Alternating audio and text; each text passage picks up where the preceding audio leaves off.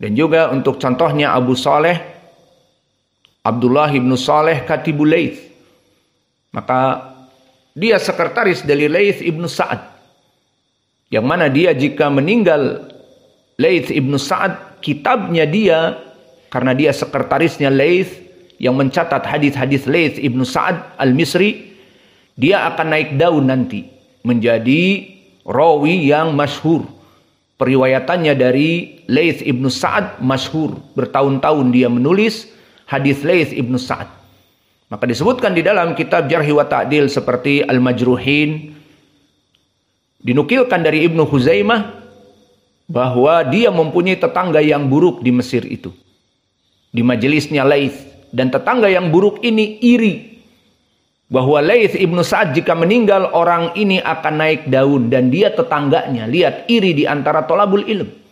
Maka awas, penyakit ini jangan menulari kalian. Kalian di sini menuntut ilmu bersama, ada yang iri dan dengki di antara kalian karena si fulan jika membaca satu kali hafal, maka si fulan akan menjadi murid teladan. Mulai dari permasalahan menuntut ilmu kalian iri, apalagi nanti menjadi dai. Maka si fulan ini menjadi dai yang besar, hafalannya cepat, pandai, dan muridnya banyak. Adapun aku, hafalanku pas-pasan, maka murid-murid yang datang kepadaku sedikit. Maka awas, permasalahan ini jangan dijadikan oleh kalian menjadi permasalahan yang besar. Maka jika kalian mendapati saudara-saudara kalian lebih baik dari kalian, alhamdulillah, bahwa orang ini nafa'allahu bihi al-muslimin wal Islam. Tidak boleh kita hasad. Dan dulu Laits ibnu Sa'ad di saat mengajar di majelisnya, banyak dari para tulab yang menulis hadis. Namun Katibul Laits, Abdullah ibnu Saleh, berbeda dengan yang lainnya. Dia menulis hadis-hadis Laits, bahkan Laits percaya dengan dirinya, sehingga dia memberikan kitabnya untuk ditulis dan memberikan imla-imla untuk ditulis. Akhirnya tetangganya yang satu deret dengan dia, mungkin nempel dindingnya dengan dia, itu hasad. Ini nanti kalau Laits ibnu Sa'ad meninggal, dia menjadi orang number one di Mesir dan di seluruh dunia. Karena Laits ibnu Sa'ad imam, maka kitabnya dia akan menjadi marja, akan menjadi kitab rujukan. Maka akhirnya dia hasad, melatih dirinya menulis tulisan seperti tulisan khotnya Laits, seperti tulisan khotnya tetangganya ini, Katibul Laits. Lihat bagaimana seorang yang buruk belajar meniru tulisan Katibul Laits. Kalau meniru tanda tangan banyak ya anak-anak. Tidak dilihat oleh bapaknya karena nilai rapotnya jeblok, menipu tanda tangan orang tuanya. Maka di saat disampaikan kepada guru atau mudir, sudah ditandatangani, sudah nih bapak saya nanda tangani. Kok bapak kamu nggak peduli ya nilai-nilai kamu jeblok? Ternyata tidak pernah dilihat oleh bapaknya. Anaknya ini memalsu tanda tangan bapaknya. Itu mudah, tinggal seret. Seperti duri, seperti lingkaran bola dan sebagainya. Tanda tangan mudah. Ini tulisan. Tulisannya Katibul Laits, dia tiru gayanya. Setelah dia dapat meniru dari hasil latihannya dia, akhirnya dia memalsukan hadis. Dia tulis hadis-hadis dari Laits, dari gurunya fulan an Abi Hurairah, dari Nabi, hadisnya matanya demikian. Dan haddatsana Laits, karena dia menulis dari Laits dulu, seperti qala al-Bukhari, qala Laits, karena dia muridnya Laits. Berkata fulan, dari Umar, qala Rasulullah, demikian dan demikian. Ditulis hadis-hadis dari kepalanya, hasil karyanya. Kemudian disimpan di kertas, tulisannya itu seperti tulisan Laits, Katibul Laits, dilemparkan ke rumahnya karena tetanggaan. Maka dari tulisan yang tercecer di tanah, Katibul Laits masuk ke rumah dari masjid atau dari luar, melihat kok ada tulisanku tercecer. Dipikirnya itu tulisannya karena tadi dia sudah melatih dirinya menulis seperti tulisan Katibul Laits.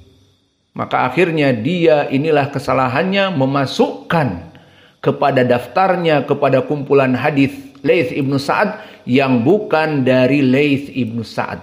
Maka ini pendalilan tentang dhaifnya rawi dikarenakan tidak menjaga kitab. Maka kalian jika tidak menjaga kitab, maka kitab kalian berbeda dengan teman-teman yang lain dari periwayatan saya.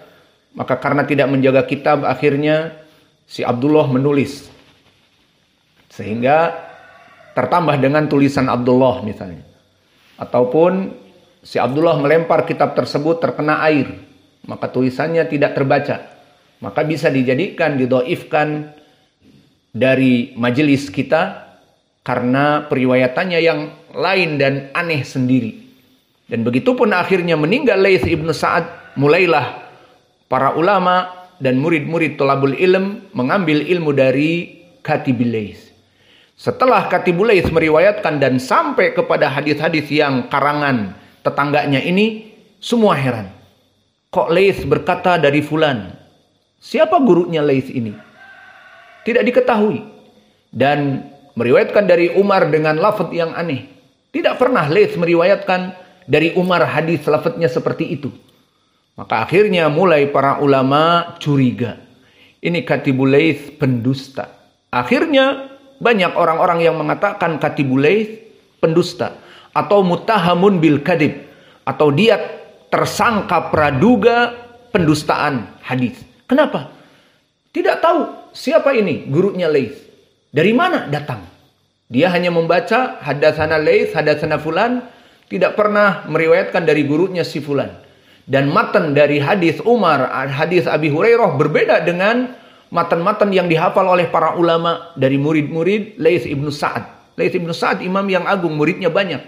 Banyak murid-murid yang hafal dari Laits.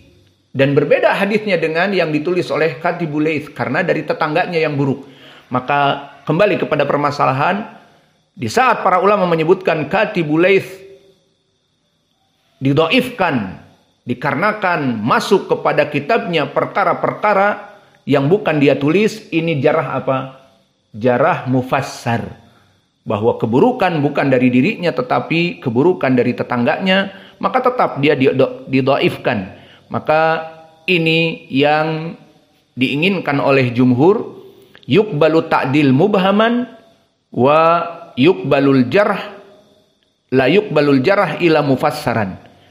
Maka disebutkan sebabnya pertama, karena ta'dil itu banyak. Kalau disebutkan satu persatu, si fulan sikoh. Kenapa? Karena dia sholat, karena dia berpuasa, karena, dan hafalannya kuat, dan seterusnya banyak. Maka cukup dengan fulan sikoh. Karena kalau diurut, Sufyan Ats-Tsauri kebaikannya banyak sekali. Maka harus di majelis disebutkan itu semua. Kita mau meriwayatkan dari Imam Sufyan Ats-Tsauri bagaimana keadaannya. Dia, panjang. Maka cukup tautsik mubham. Dia sikoh, diambil ilmunya. Taib, halas, selesai. Faham? Namun al-jarh maka harus mufassar. Karena apa? Disebutkan di sini karena permasalahan jarh jika dijadikan sebagai mutlak atau mubham, maka dia tidak jelas. Dia itu didhaifkan karena apa? Apakah karena pemikirannya yang bid'ah? Atau karena akhlaknya yang buruk? Atau karena dia tidak mempunyai muru'ah? Atau dia hafalannya rusak? Atau dia rawi yang majhul, an-naw, tidak diketahui oleh para ulama? Atau dia kenapa? Atau dia bahkan pendusta, wada'ul hadis, pemalsu hadis? Maka harus jelas. Dan ini adalah madhab jumhur, dan ini yang kita pilih dikarenakan permasalahan jarh memang harus mufassar. Dan jarh yang mufassar bagaimana alamatnya?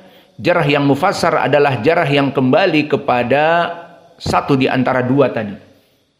Atau dua-duanya. Apa itu? Kembali kepada adalah dan kembali kepada dhabt. Kembali kepada adalah seperti si fulan dhaif. Kenapa? Fulan sikir. Aku dapati dia mabuk. Nah, jelas dari adalah. ataupun fulan kadzab. Ini udah jelas dari segi apa? Adalah.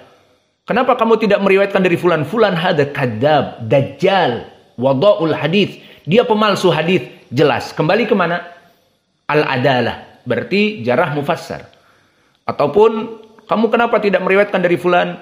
Fulan hada dhaiful aql. Hafalannya rusak, akalnya tidak ada. Kenapa? Aku menulis hadis dari dia, ternyata hadis-hadis dia itu banyak yang mungkar. Tidak sesuai dengan para muhaditsin yang lain. Ini contoh dari jarah mufassar. Atau tadi, seperti Katibul Lais. Dia mempunyai hadis-hadis yang tidak dia tulis, tetapi tetangganya yang menulis. Ini pun jarah mufassar. Dan juga tadi Syarik ibni Abdillah al-Qadhi. Dia asalnya rawi yang saduk, namun setelah dia menjadi hakim, menjadi qadhi, mengurusi hukum-hukum di persidangan dan tidak murajaah, maka dia didhaifkan. Maka inilah dari contoh-contoh jarah yang mufassar. Maka madhab kita dalam permasalahan al-jarh wa ta'dil, permasalahan ta'dil diterima dari ta'dil yang mubham. Namun dari permasalahan jarah, lebih baik kita mengambil jarah yang mufassar. Maka dengan kita mengambil jarah yang mufassar, kenapa kamu tidak bekerja sama dengan da'i fulan? Karena da'i fulan ikut dengan roja dan ikut dengan ikhwanil muslimin dan dakwahnya melempem dan tamayyu di dalam dakwah. Jelas berarti kamu meninggalkan dia karena itu. Itu jarah mufassar. Namun kenapa kamu tidak belajar dengan fulan? Tidak tahulah fulan itu dijauhi oleh manusia. Ternyata dijauhi oleh manusia bukan sebab yang benar. Karena sebab dari hawa nafsu, dia dijauhkan dari manusia padahal dia ahli sunnah salafi misalnya. Maka al-jarah butuh kepada mufassar. Kalau jarah mubham, kenapa tidak belajar dengan fulan? Karena katanya si fulan hizbi. Taib fulan hizbi, ma huwa sabab al-hizbi? Kama fitnah al-Hajuri, Abdurrahman Mar'i hizbi. Semua yang mengikuti Abdurrahman Mar'i hizbi. Taib, ma makna jarah hizbi? Sababuhu al-muhim hizbi. Idan anta ma'ana falyatafaddal. Walakin idza anta ma'ahu idan anta hizbi. Taib, alan ma makna hizbi? Fahada huwa jarah yang tidak mufassar dan butuh dijelaskan, membuat bingung. Maka kesimpulannya kita mengikuti dalam permasalahan al-jarh wa ta'dil pendapat jumhur. Adapun tautsik, kenapa si fulan kita belajar kepadanya? Cukup. Karena dia misalnya di zaman now ahli sunnah. Belajar dengan ulama ahli sunnah dan guru-gurunya ahli sunnah dan pelajaran-pelajarannya semuanya kutub-kutub sunnah. Selesai. Si fulan ahli sunnah. Adapun jarah, maka kenapa si fulan dijauhi? Karena berdakwah kepada demikian dan demikian, dari segi hafalannya juga dia hancur, dari segi akhlaknya juga hancur, dari segi akidahnya dan dari segi manhajnya juga menyelisihi dakwah ahli sunnah. Ini jarah yang mufassar. Dan ini yang kita ambil, maka kita cukupkan pelajaran kita di sini. Wa naktafi ila huna wa jazakumullahu khaira wa barakallahu